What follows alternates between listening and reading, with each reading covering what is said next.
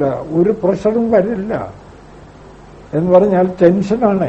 ഈ പ്രൊജക്ട്സും ഈ കർമ്മപരിപാടികളും അവയോടുള്ള സംഘവും എന്താ ഇവിടെ അമർഷമില്ലാത്ത ഇന്ന് കാണുന്നു. കോൺഗ്രസിലെ സ്ഥാനാർത്ഥി നിർണയം എല്ലാ ഗ്രൂപ്പുകളിലും കടുത്ത അമർഷം സൃഷ്ടിച്ചിരിക്കുന്നു.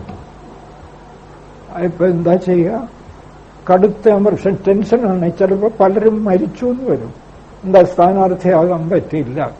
സ്ഥാനാർത്ഥിയാകേണ്ടെന്നോ സ്ഥാനാർത്ഥിത്വം നിർണയിക്കേണ്ടെന്നോ അല്ല.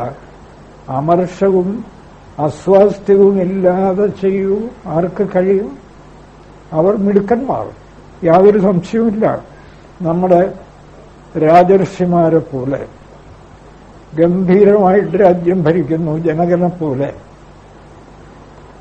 അതുകൊണ്ടാണ് ഗുരുദേവൻ പറയുന്നത്, അവിരതം എണ്ണി അളന്നിടുന്നതെല്ലാം ഭ്രമം. അതെന്താ? ഒരു ഭേദവുമില്ല. ഒക്കെ ഒരേ ബോധതത്വം, മറ്റതൊക്കെ നാമരൂപം. നാമരൂപം, വെറും മായ, മായ, സ്വപ്നം, മനോരാജ്യം. അതിൽ കവിഞ്ഞൊന്നുമില്ല.